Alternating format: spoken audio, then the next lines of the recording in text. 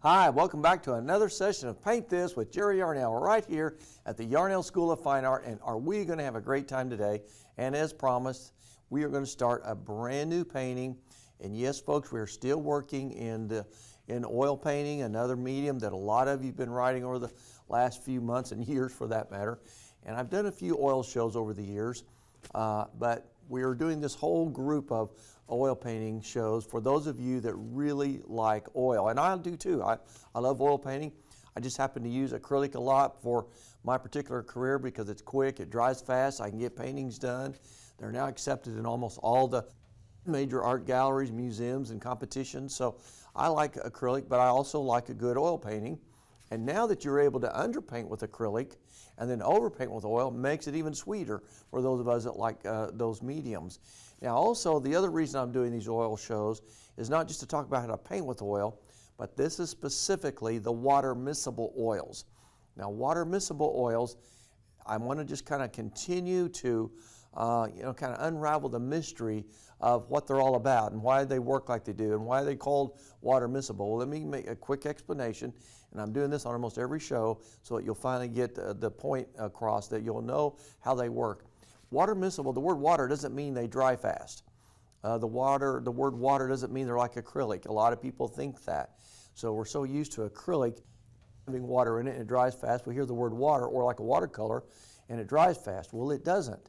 All it is, it's been a chemical breakdown of the linseed oil so that you can mix it with water if you want to. But the most important thing, you can clean your brushes with water. You can rinse them out when you're changing paint mixtures. You don't have to use turpentine, you don't have to use all the solvents, you don't have to use anything like that.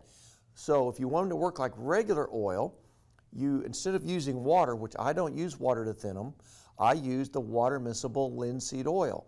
That way, when you put it in there and get them nice and creamy, they paint just like regular oils.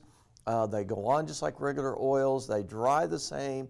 They don't dry any faster or any slower unless you put different mediums in them, like quick dry or retarders to slow down the drying. You can do all that like traditional oils.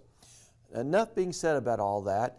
We're just trying to get the word out that these are great to work with, folks, for those of you that are a little concerned about traditional oils. These are made for people that have maybe some health issues. You don't have to deal with solvents, which is what I've had to do. I've had to switch to the water miscible. I love them, and they work the same as regular. So don't be afraid to use them, and you'll be fine. Now let's talk a little bit about what we're going to do today. Actually, I had this in my hand.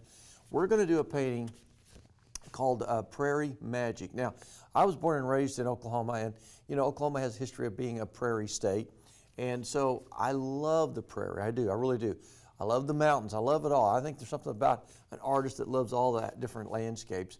But one of the things that most artists love, I can't think of an artist that I've met that doesn't love a good thunderstorm, doesn't love a wonderful atmosphere of clouds and rain and lightning and all the look of a stormy sky. And that's what we're going to do today. It's called Prairie Magic, and we're working on a 12 by 24 stretched canvas. I've already graded, as you can see, it's sort of a mottled gray, blue-gray tint. That's just so you know the formula, that's just burnt sienna, white, and a little ultramarine blue, and I just modeled it on. Most of you already know how to do that. Here's the subject we're going to work from, and by the way, this happens to be a painting that I did some time ago, a long time ago. Now I want them to close in on this as much as they're able. See this painting right here? This is an actual painting that I did. This is a homestead, a house way out in western Oklahoma in what's called the Panhandle. Now for those of you that are watching the show and you've never been to Oklahoma, probably only heard about it, but that during the Dust Bowl era, all of these places were just overrun with, dried fields and pastures, and, dirt and sand was everywhere. And this is one of the original homes that stood out there in western Oklahoma. I did this painting a long time ago, and I always wanted to do one for TV that had a lot more going on for it. So I'm going to show you the reference material. See, there's a tornado. Isn't this interesting? This is what it looks like on the prairie when you're getting ready to have a massive storm brewing, which we have a lot out here. I'm going to use that as part of our reference material today. The other one that I'm going to use, oh, by the way, here's the homestead. Here's the actual home. And these are photos that I actually took. And we're going to paint this house. It's got the You know, I'll probably put an old fence, maybe an old clothesline with clothes hanging on it. Going to be kind of fun. We're going to enjoy that. And let's see, you could put an old barn in there if you want to. You can put almost anything you want into this, you guys. This doesn't really matter to me.